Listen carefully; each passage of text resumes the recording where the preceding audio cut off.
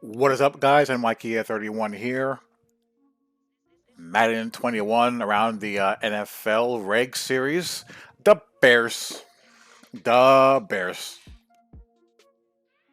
I hated playing with this team. This was the first team in the series that I had zero fun playing with.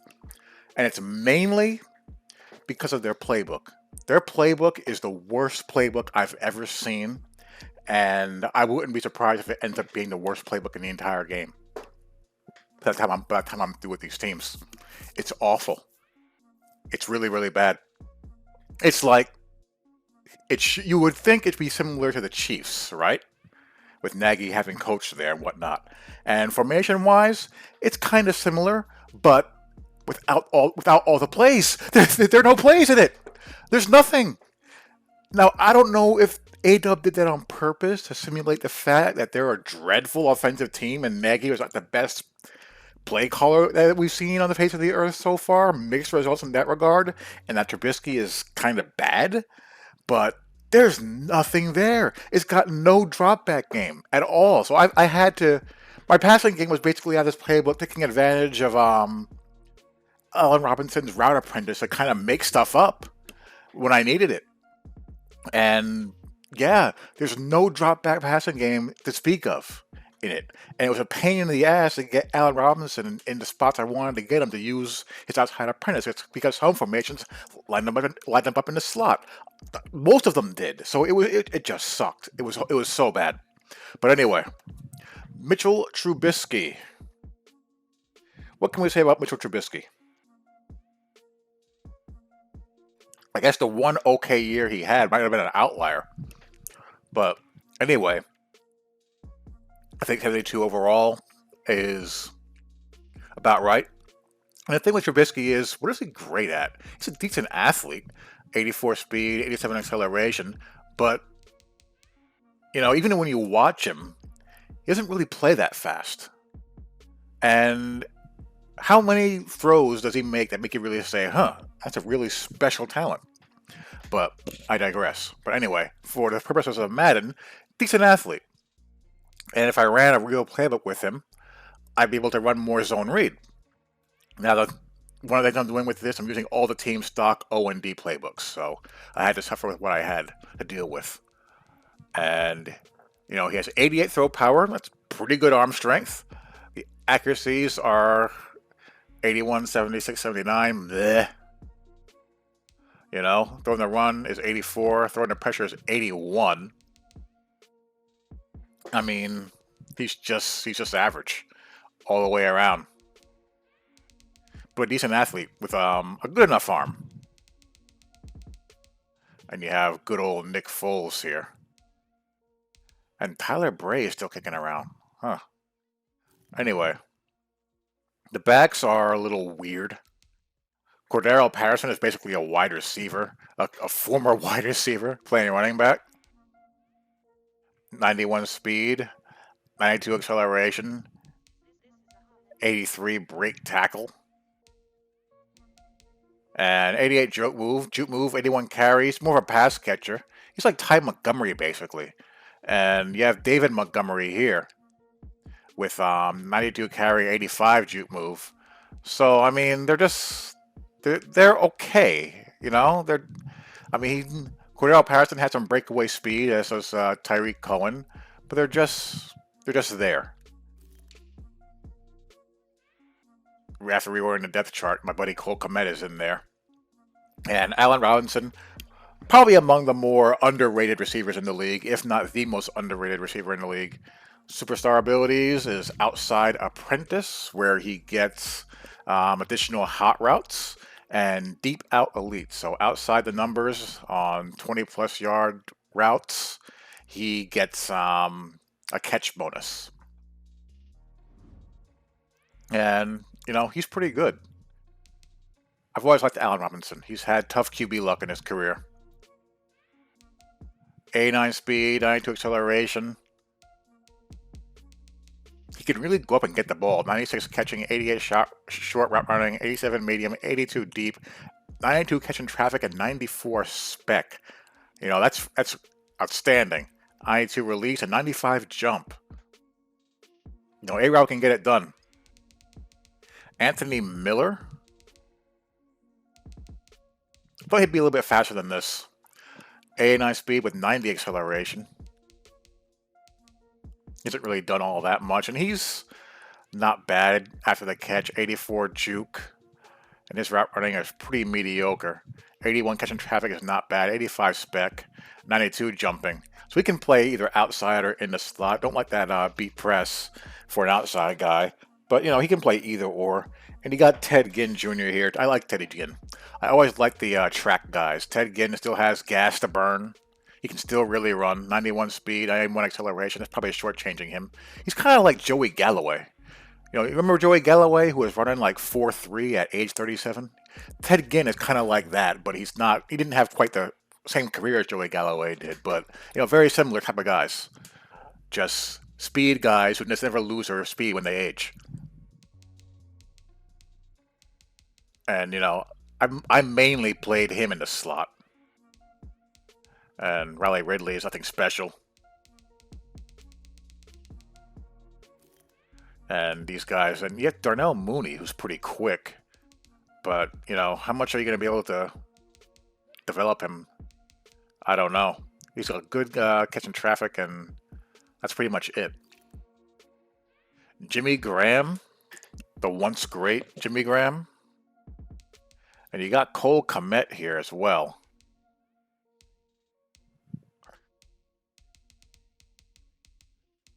Basically, just trying to hope that Jimmy Graham or that Cole Kmet is what Jimmy Graham used to be. You know, he's seen better days. Demetrius Harris is actually the better athlete. You know, Kmet has 82 speed with 86 acceleration. He has 81 speed with 87 acceleration. What happened to Jimmy Graham? He just stopped. He just lost it. It seemed like overnight. Never mind the athleticism. Now all of a sudden he doesn't know how to catch the football anymore. He has 87 catch still, but he drops the ball a ton. Kmet has 83. The route running isn't what it used to be in his prime. 82 catching traffic, 86 spec, 90 jumping, so he can still go up and get him against linebackers. You know, Kmet has some upside here to develop in online league and franchise mode. Line is not bad. Charles Leno Jr., 81 overall. James Daniels, 78 overall, rather. You got a good center, Cody White here. Right guard is kind of weak, you know, fringe starter, high-end backup. And, you know, the tackle is average. Not a bad line. You know, basically this team is going to, in the real world, sink or swim with whether or not Trubisky can get it done, really. And if Anthony Miller can emerge. Defense, they play a 3-4, and their 3-4 playbook is actually a 3-4 playbook that did not make me vomit. I actually kind of liked it. Akeem Hicks kicking around still, 88 overall, 95 strength.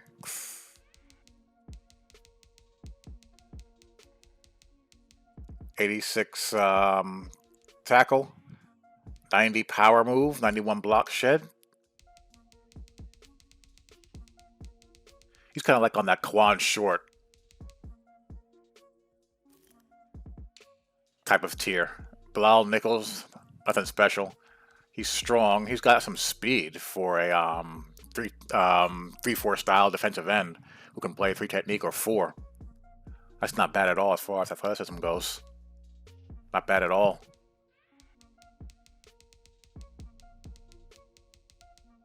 '81 tackle, and you know, pretty average stuff here. Eddie Goldman is the nose, 92 strength, 84 overall, 91 tackle, 84 hit power, 80 power move, 83 block shed, you know. Would like to have an 85 or higher. Then you have the great Khalil Mack, one of the best players in the game, one of the best edge rushers in the entire league. He has unstoppable force as his superstar X factor, and his abilities are strip specialist, no outsiders, and edge threat. 86 speed, 89 acceleration.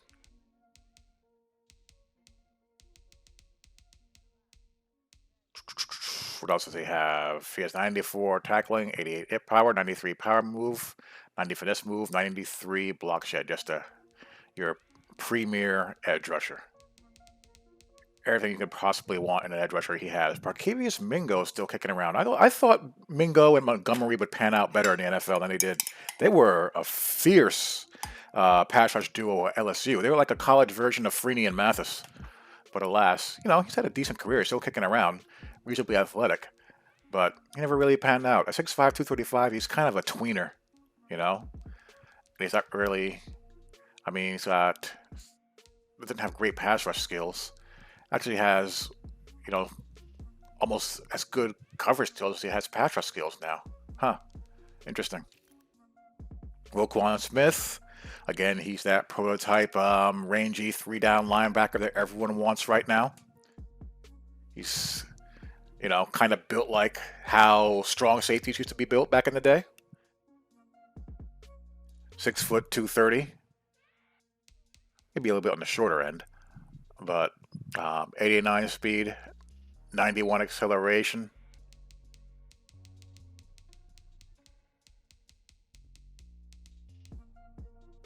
He has 86 tackling, 87 hit power. Block shot's a little bit light, but he's a smaller guy. He's a rangy guy. Pursuit 87. 78 zones, 69 man. And he still has plenty of upside to develop. And he has 82 change of direction. He's your ideal type 3-down backer. Danny Trevathan is running out of gas. 80 overall, 80 speed. And I had to take him off the field. Because that 72 change of direction is a killer. An absolute killer. Tackling is 90. 71 block shed, 85 pursuit, 85 play rec, 76 zone coverage, but he just can't get to anything.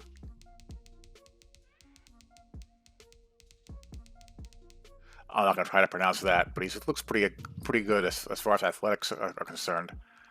And Josh Woods, pretty quick group of linebackers outside of Trevathan. Robert Quinn, another veteran pass rusher. 82 overall. In his prime, he was a pretty good player. 80 speed, 84 acceleration.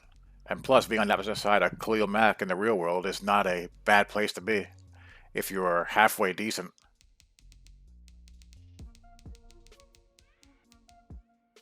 '80 tackle, 86 power move, 80 finesse. Not much of a run defender. But he's a good, complimentary pass rusher. Secondary, Kyle Fuller, solid corner. And you got Jalen Johnson here, a rookie. And trash-ass Buster Screen, who was a walking penalty flag when he was with the Jets. My God. We have Kyle Fuller here. 91 speed, 91 acceleration, 90 agility, 90 change of direction, 71 catch, 91 jumping. Solid player. 80 hit power. 83 man, 91 zone coverage, 84 press. He's a good cover 3 style corner, really. Jalen Johnson here. 89 speed, 89 acceleration, 86 agility, 89 change of direction. And he's basically a younger version of Kyle Fuller, 88 jumping. 73 man, 75 zone, 78 press, and you can get those developed in CFM pretty quickly. Buster Screen is a scrappy guy, slot corner type.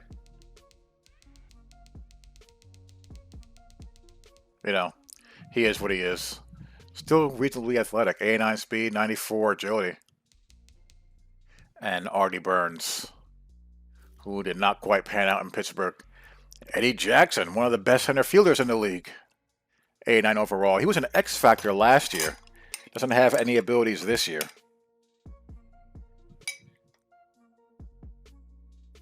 fast, agile, aware. 85 change of direction. 78 catch. 84 jumping. You know, he's a perfect single high type of safety. 94 zone coverage. And Tayshaun Gibson, former Jag. You know, this has the makings of a pretty good, Seahawks style of defense. You know, Tayshaun Gibson can be your homeless man, Cam Chancellor. Just tackling. It's not quite what it should be, obviously, so forget that. Forget the Cam Chancellor or the homeless guy, Cam Chancellor. He's not even that good as far as physicality is concerned. But 82 zone is not bad for, box safety. And kicker, all we care about is kick power.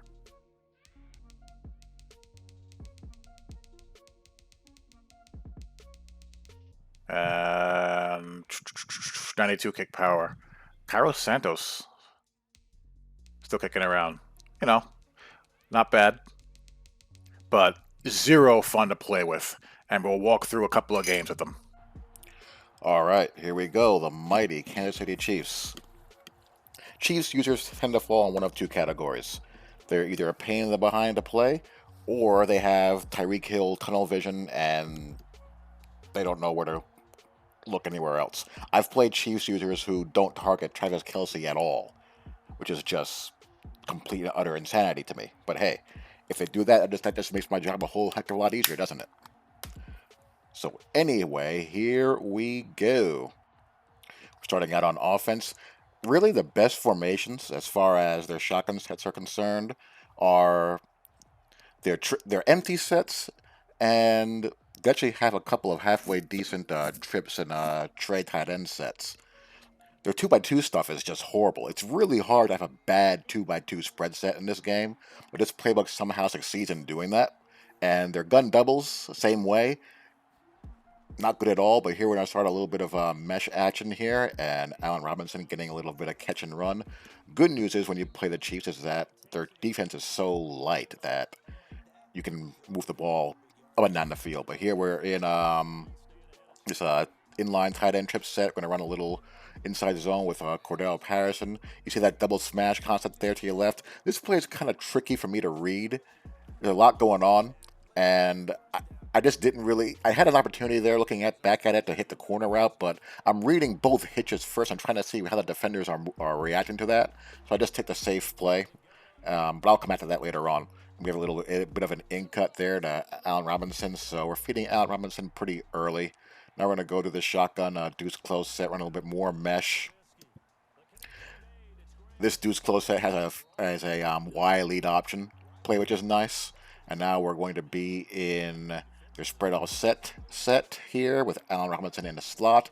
And it took me a year and a day to figure out how to get him out of that position without, taking 1,000 years and manual substitution to do it.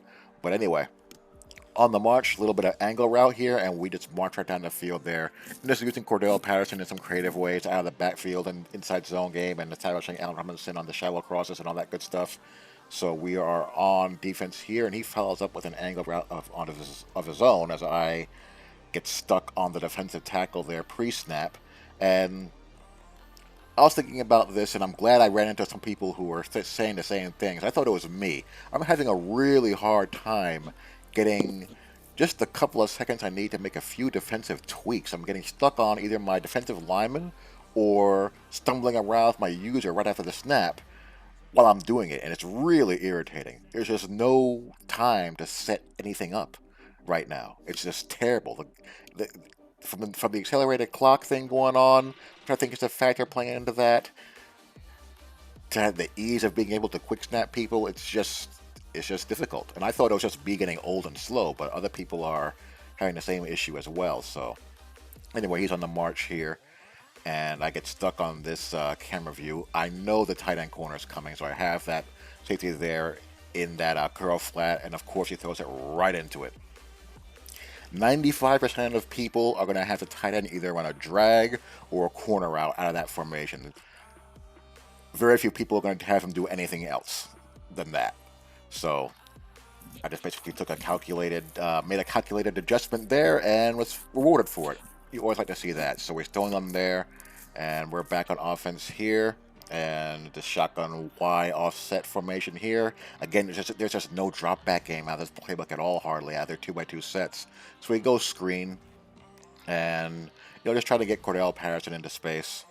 4 verts, and he is manipulating his inside curl flash, which gives me a free release, and we're able to do. At that time, it was in cover 2. I don't know what he did there, but the defender just went really wide, and I was able to just get it over there. And then we pop Cordell Patterson again, and he houses that bad boy. So it's the Cordell Patterson show right now, as he's doing the 3-3-5 meta and not really doing it very well. So he is back on offense. Gonna pinch the inside lineman. Here is Khalil Mack on, and that should be a fumble. Oh my gosh. Contains are doing a little bit better post update. There should be another update coming in the next couple of weeks, which is more substantial, which we really, really need. Contains again doing a good job, and he just chucks it. And this is the thing with most Chiefs users. They go into, especially if they fall down early, they go into, I want to chuck it downfield, I want to chuck it downfield now. And, they end up burying themselves. He's going to motion Tyreek Hill out over there, and he's going to want to run him all the way across the field. So I have everything set up there to drop back deep out of C6, and everyone's there. He's looking nowhere else. And that's going to be an INT. That was not well done at all by him. So yeah, that's the one category of Chiefs user. Guys like that. So he's going to eject here early, and we are going to go on to face the mighty Baltimore Ravens and Lamar Jackson here. And this game was a sweatbox, as you'll see. Ravens are a pain in the behind. Lamar Jackson, tough to contain with spies and contains. He's fast enough with escape artists to just dance around them a lot of the time. And you have plenty of speed that you can put in the field with Hollywood Brown out there. Tight ends are pretty good. Defense isn't bad either. So Ravens are tough. They are tough. We're going to get the ball first. And, Cordell Patterson getting his all-purpose yardage going on with the kickoff return. And here we're going to start out under center. Their under center sets, they're weak in their eye.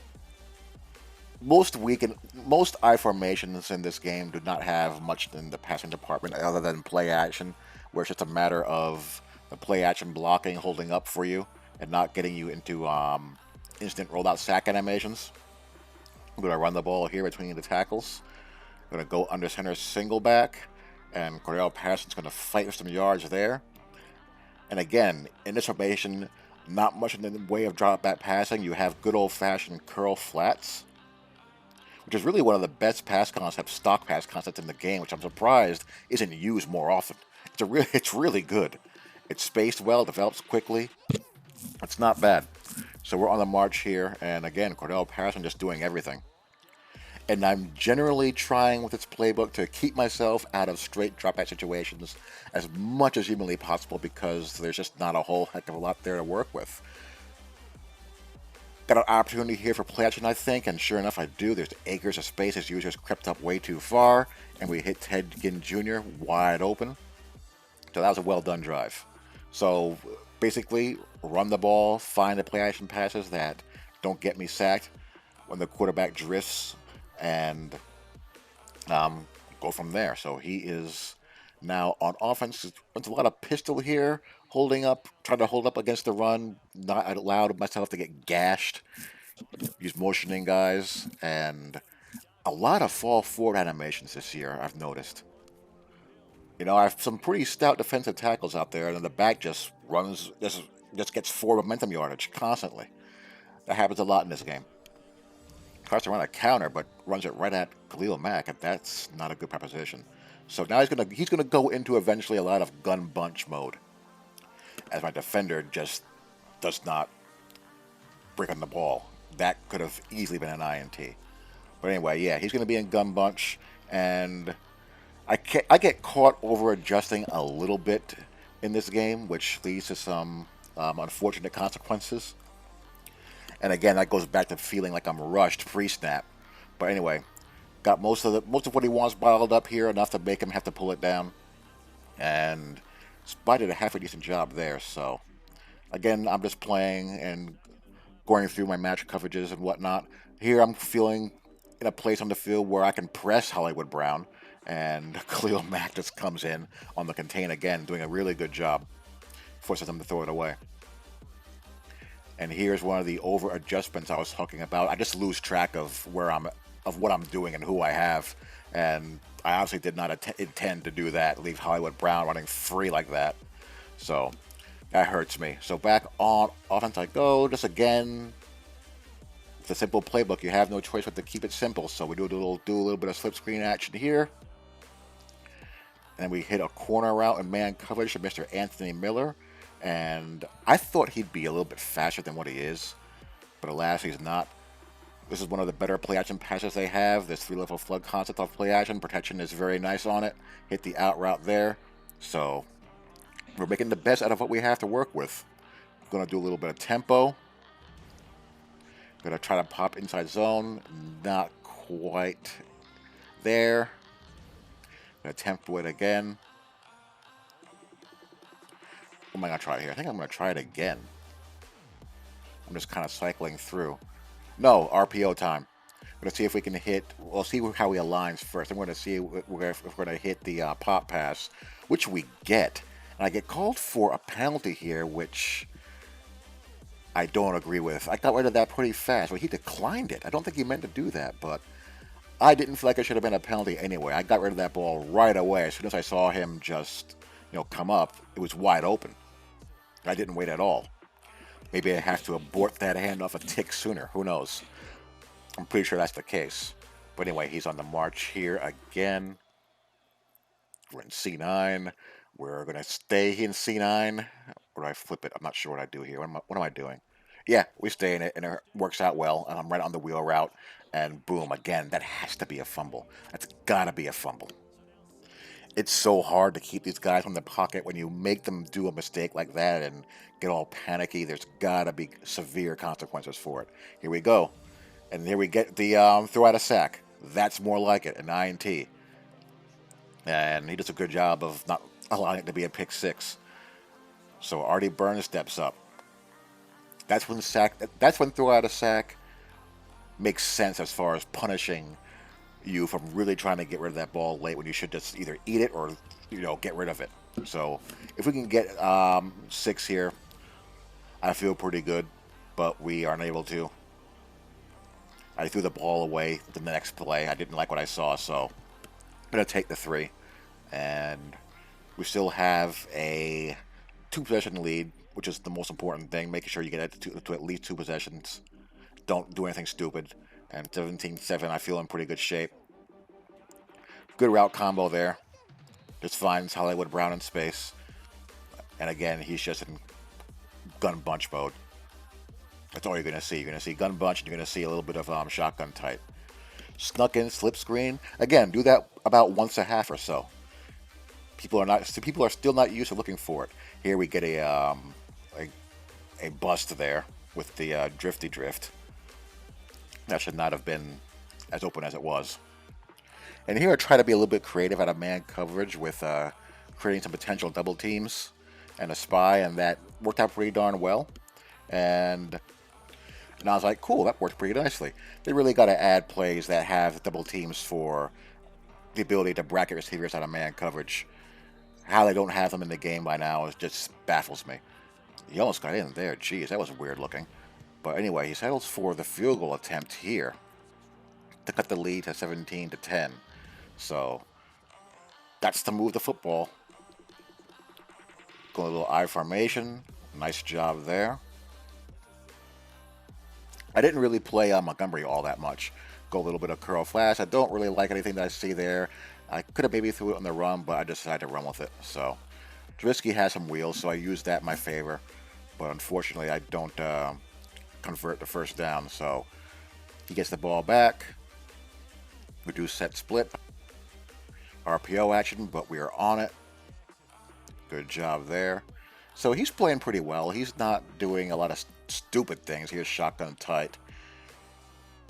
We got it all covered. We don't get a contain though. A little bit too far inside. I didn't have. I think I either sent the spy or forgot to spy somebody. But either way, that didn't work out very well. So again, shotgun tight. Now he's going to be in bunch wide. I'm just going to make sure I'm aligned right. I'm basically conceding the run here for the most part. And of course he runs it. But I couldn't leave the defender uncovered. So there you go. That's going to happen. Now he's going to be in gun bunch again. What am I doing here? I'm just trying to make sure that, yep, everything's covered. Everything's covered. We do a good job. Good job. So really the only big completions I've given up are when I over-adjusted something and forgot what I'm accounting for, or get quick snap like this. You know, that kind of screwed me over there. Or, you know, we saw a failed box check out of quarters, and, you know, stuff like that, where my defender just decides to just be a spectator. Now, I did try to do the same brackets out of man coverage here as I did the last time on this position, but the back coming out of the backfield kind of screwed me over and left me a man short. So good job by him. He kind of remembered that, and he used his head. That's fine. So game is tied. Need a drive. Cordero basically being a workhorse for me. He tries to run quarters against me in this drive. Here I'm trusting Allen Robinson's ability. He has that outside deep ability, and we run a double move. We get him one-on-one.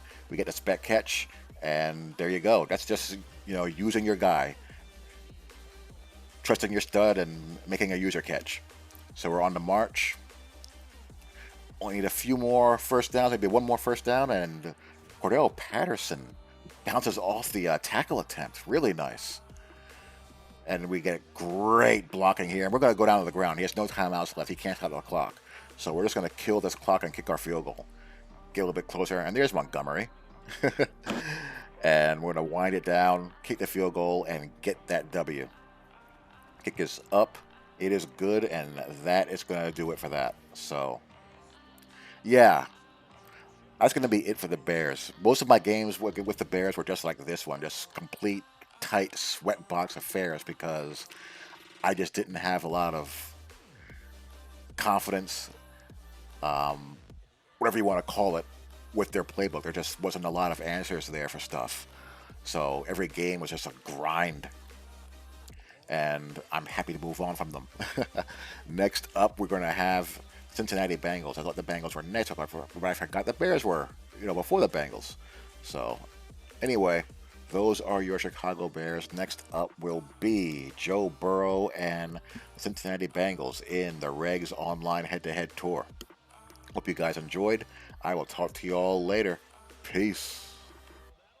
For my partner, Charles Davis, and the best darn crew in the industry, I'm Brandon Gaunt. This has been a presentation of the NFL